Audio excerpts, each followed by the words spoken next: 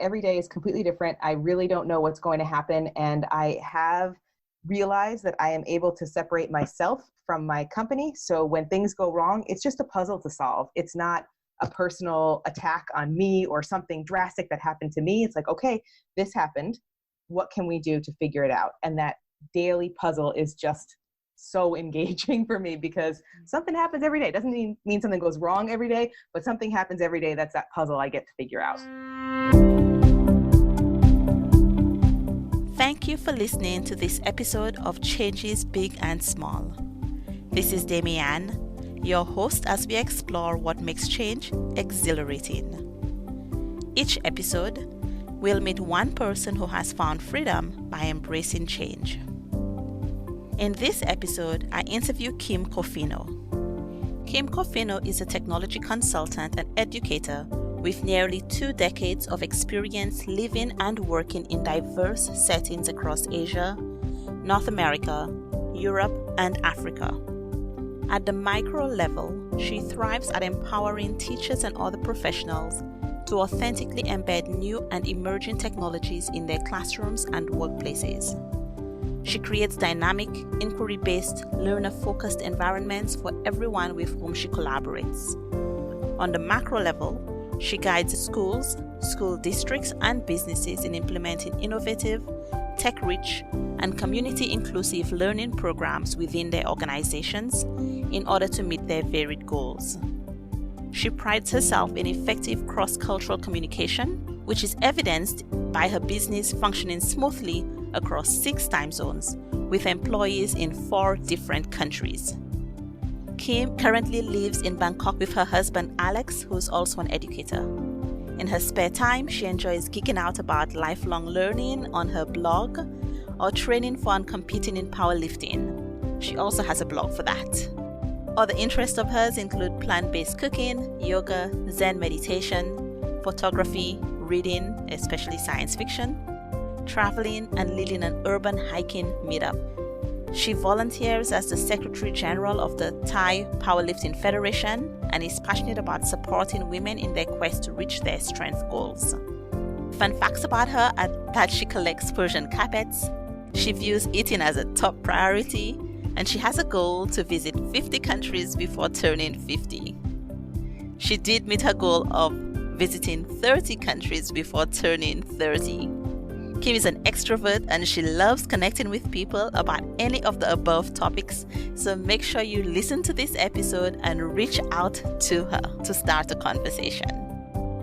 Listen to find out how she made the transition from teacher to entrepreneur and how she got into powerlifting.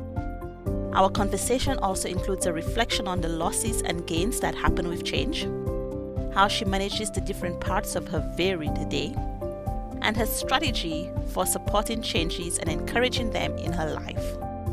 In this episode, you will learn the secret to making big changes with an approach that you can apply starting today. So you started off as a teacher and now you're an entrepreneur, Yes. self-employed. What was that journey like? I grew up in a very structured household where my parents worked for IBM their entire careers from, first adult job, I would say, to retirement. So as a younger person, I never in a million years would have expected that I would not be working for someone else. Like that just was not in my DNA at all. It just so happened that midway through my teaching career, about, 5 years in, so not midway through, kind of early, a colleague had asked me to present with her at a conference, and I really enjoyed the experience. And because I loved presenting so much, I started doing it more and more and more and more. And eventually I got to the point where I really couldn't keep up with the amount of presenting and consulting opportunities that I had that were really interesting and also continue my full-time work.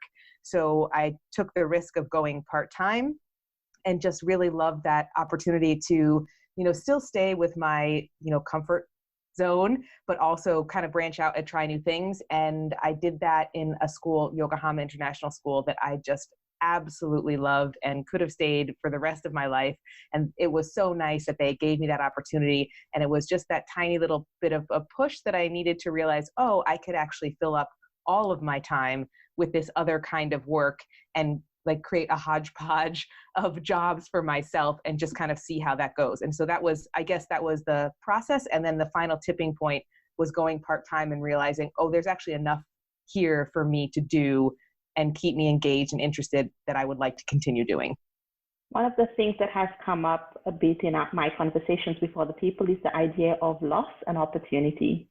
What did you give up and what did you gain?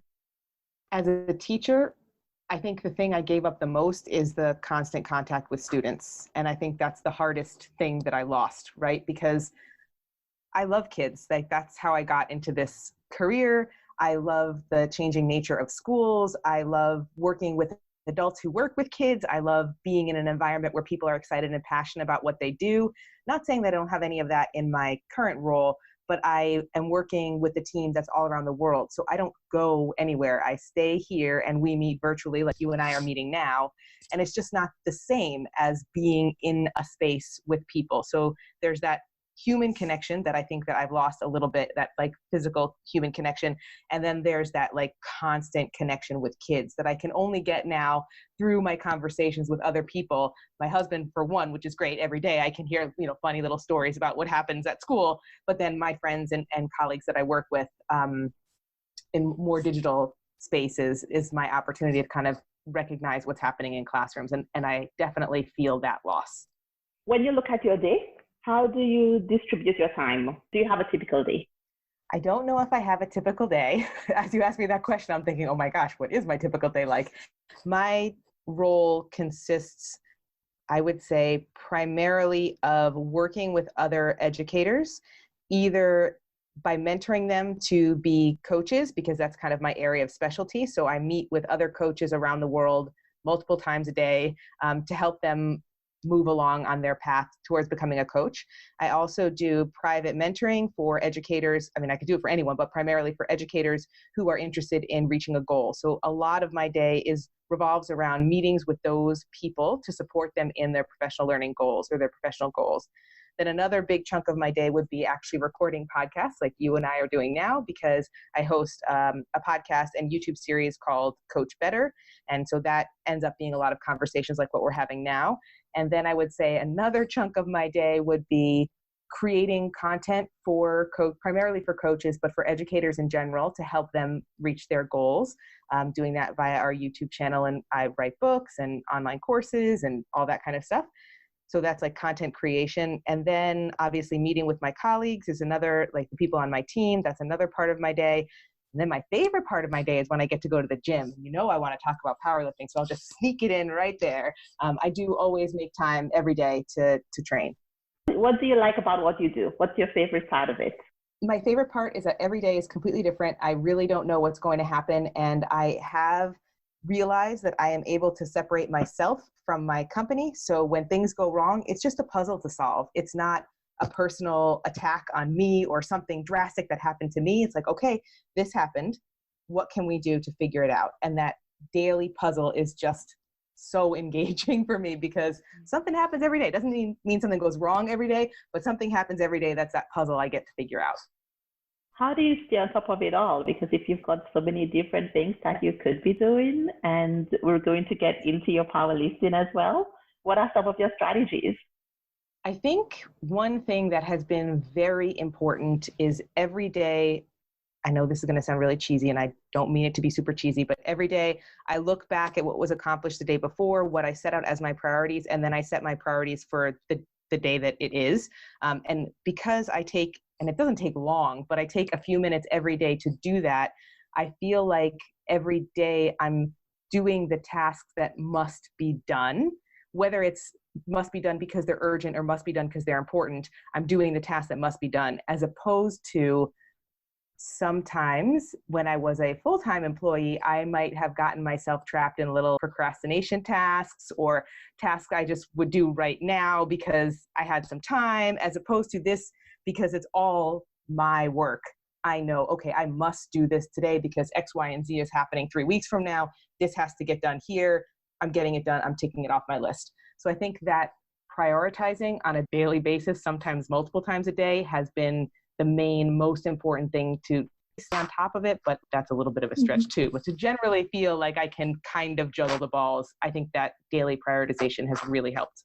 Do you have some processes or workflows that you use for that? Do you sit and think about it every day? Do you have a particular practice?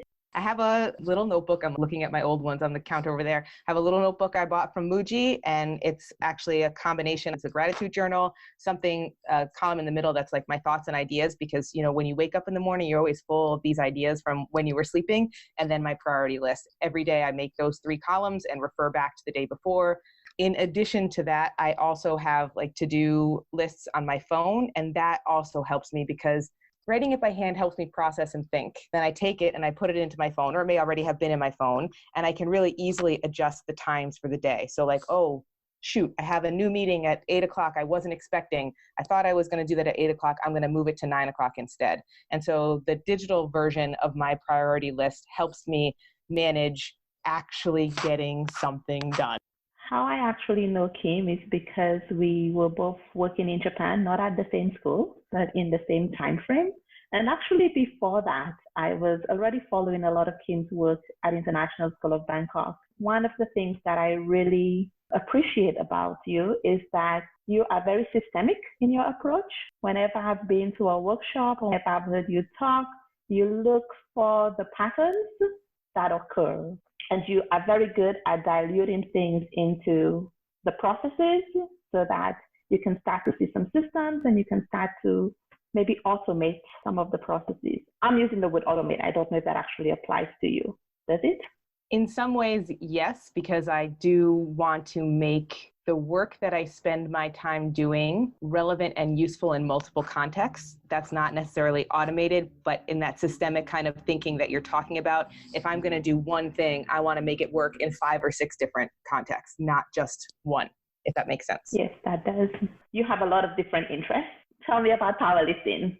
What was that journey like? Oh, okay. I would love to.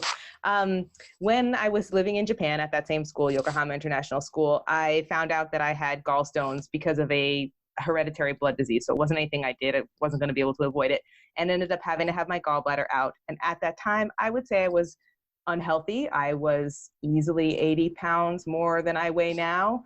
And I'm a pretty small person. I'm 5'2". So to have an additional 80 pounds on my body that was not muscle is kind of a lot.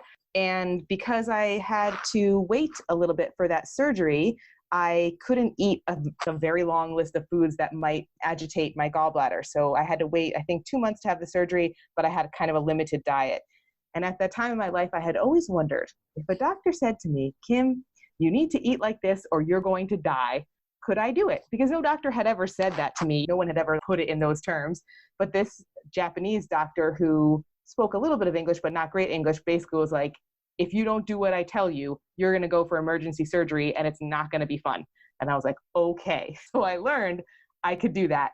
And because of that, I ended up just kind of altering my taste buds, I think, a little bit, or getting into good habits. And in the year following that surgery, I lost those 80 pounds and started realizing that I could make changes to my health that I didn't realize I had control over previously, which I know sounds crazy, but I just really didn't understand calories, didn't understand muscle versus fat, didn't understand daily movement. Like I just did not have a shocking amount of basic information about health and fitness. And once I started, like you say, I like to take things to a systemic level. I was like, okay, I'm going to do this. Well, I'm going to do these things every day. I'm going to change this about my diet. It's just going to become my new habit. And that took, I would say, about a year to really just kind of get into a whole bunch of new habits. And then we moved to Thailand, where it's a lot easier to access a wider variety of fitness opportunities than it was in Japan. It was just a little bit more closed in that culture. And I happened to have a trainer who said, hey, you're pretty good at this. Why don't you try powerlifting? And I was like, what's powerlifting? And so then I started looking about it and was like, oh, that sounds cool. I could do that. And that's basically how I got started. So does that mean you have no fear? Something comes up and you're like all gung ho and you go right for it? Not at all. Definitely not at all. I think what lifting has changed in my mind is I know I can do it. I was always a confident person. I'm not saying I wasn't confident before, but I have much more confidence now than I did before, because you can go in on your worst training day and the barbell is still there and you still have to lift that weight, and that is going to get you towards your goal. And if you can do it in that moment when you are feeling like you're going to throw up, or, whatever it is that you feel so exhausted or so stressed out because of something that happened, but I've got that bar on my back and I'm still making it happen. Then you come home and something weird has happened with your business and you're like, well, at least I'm not being crushed by 110 kilos on my back. This is not so bad. I can handle this. How do you manage the task switching for all of the things that you do? So to give some context, some people have a meditation practice, or they run, and running is their meditation. Do you find that your powerlifting or any of the other activities that you do, because I know that's not the only thing that you do, provide you some balance, or even just allows you to have a break, some time off? Definitely. I definitely agree with that mental break idea. And I try to put my training in the middle of the day, because what I notice is I wake up in the morning super energized with tons of ideas, and I am super productive until like around lunchtime or a little after lunchtime. And then I start to just, I don't know, my brain just is not on fire the way it was when I woke up in the morning. So then I'll go train.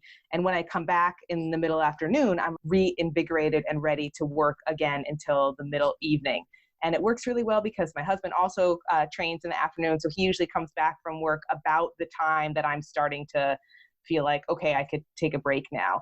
And I think having my day chunked like that not only helps me stay more focused when I'm working, because I'm very conscious of the fact that, okay, I'm going to go to the gym at such and such time. I'm getting X, Y, and Z done before I go, and I need to get X, Y, and Z done by the time I get back, so I can slot things into my day.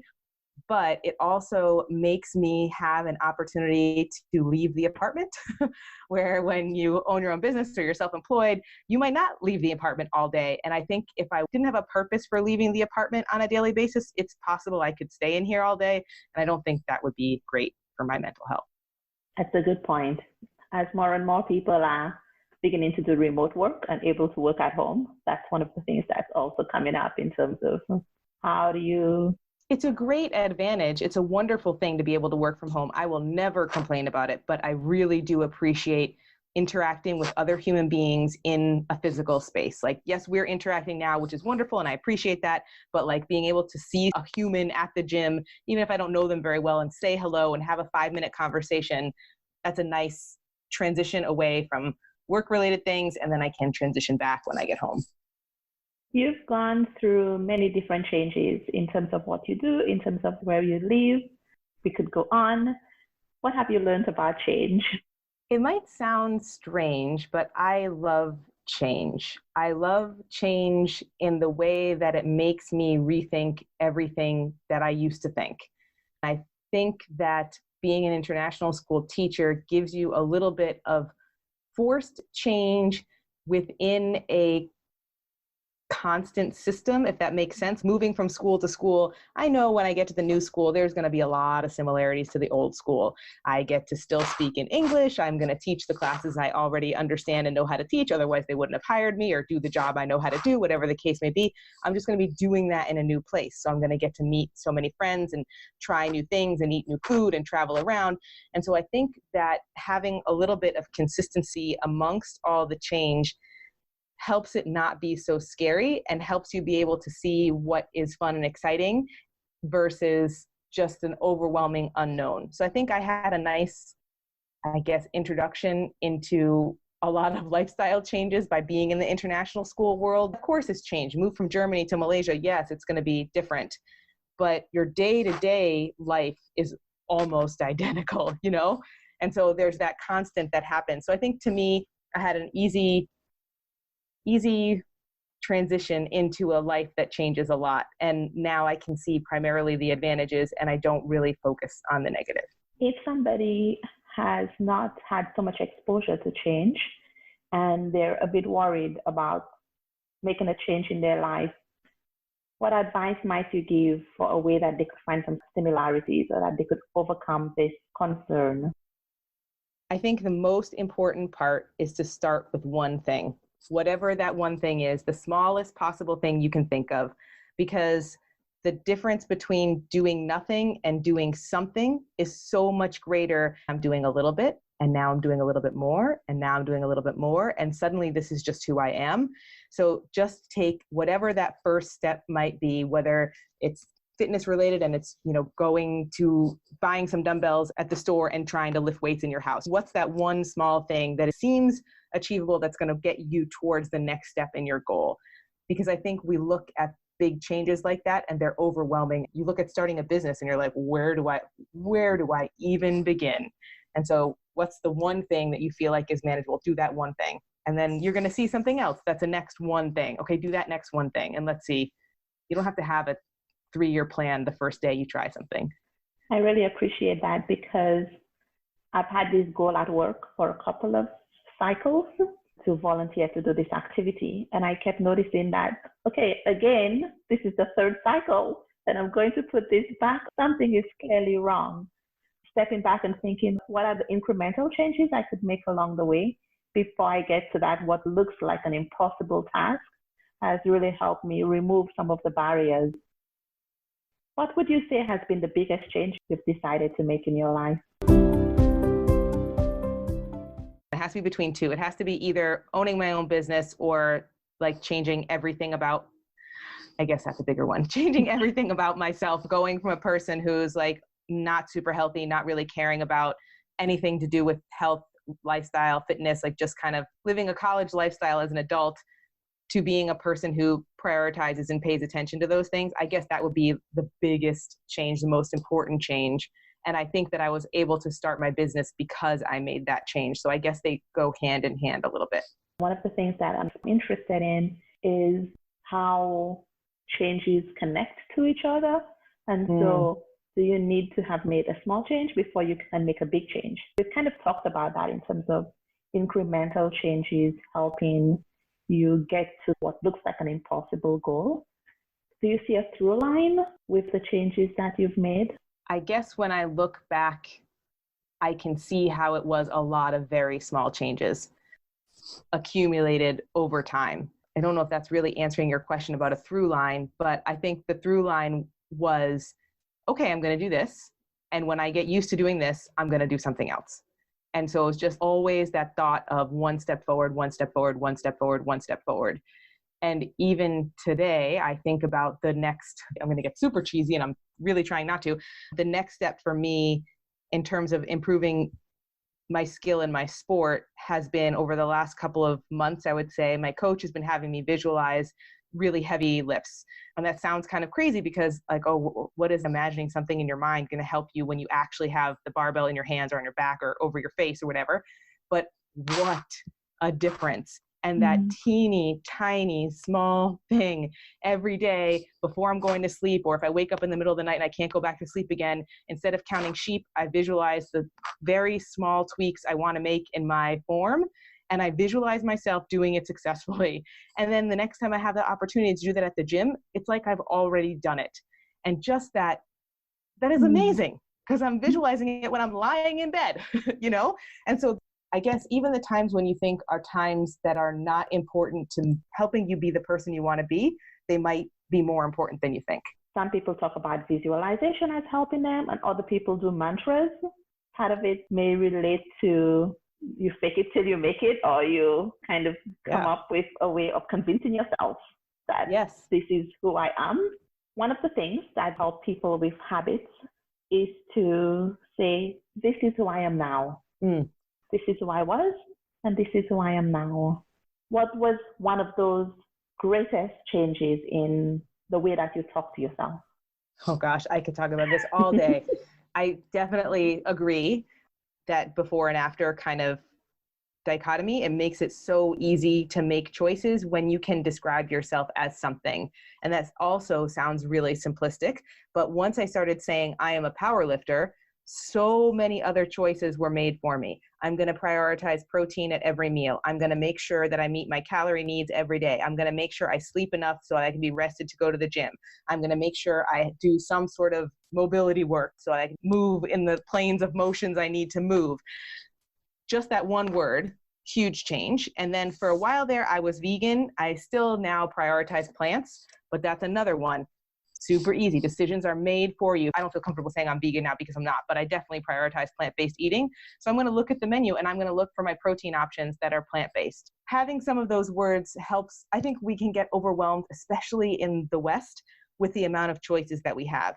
I go home and I go to the grocery store and it's like, oh my gosh, there's an entire aisle and it's just cereal. How could I possibly choose cereal from this literally hundreds of choices of cereal? Well, now I have two words in my head. I'm thinking about powerlifter and I'm thinking about making healthy choices, primarily plant-based. Well, that narrows down my choices significantly. So now I have, 4 cereals to choose from, let's just say. And now I'm going to look at the ingredients. I'm going to look at the macros. I'm going to look at the cost, whatever else is important to me, and be able to choose so much more easily than I would when anything is a possibility. Some people might listen and say, this sounds like a lot of work.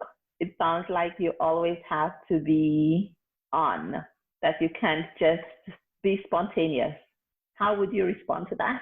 I think it feels like a lot of work when you haven't made those small steps. I think when I first started, I was like, I can't do this. There's too much. But over the last, 4 years or so, I've tweaked very small things for good chunks of time until it was habit. So all these things I'm talking about sound like I'm thinking about them and making decisions about them on a daily basis, but I'm not. I was the first time I started thinking about macros and prioritizing protein and all these kinds of things. Yes, that was like, oh my God, I didn't realize there's not enough protein in X, Y, and Z that I eat every day. Yes, for that month or 2 months or 3 months, or whatever I was figuring that out, it was work. But as soon as it becomes habit and part of your routine, it's not work anymore. It's just the way you do things. And I think we don't often reflect on our habits and how they actually impact our lives because we're just so used to them. So once you make a new habit, you don't think about it, you just do it. And now look at the impact that's having 3, 4, 5 years later because of this habit you just do. I really like what you just said because that brings up the idea of automaticity. And a lot of people talk about having decision fatigue, but if you're just making one change, then you're only making one small decision.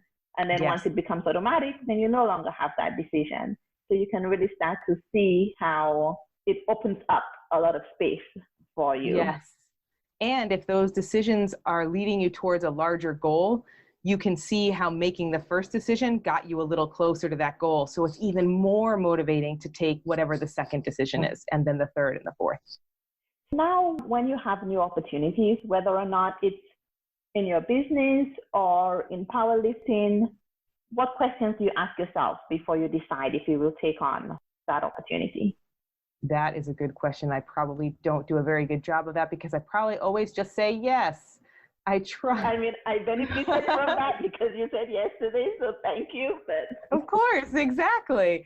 I guess my mindset is you never know what could come of whatever it might be. So I try to do as much as possible. I would say when I say no, it's because of time limitations. So I would say my main thing I filter through is like looking at my calendar and saying, can I do that?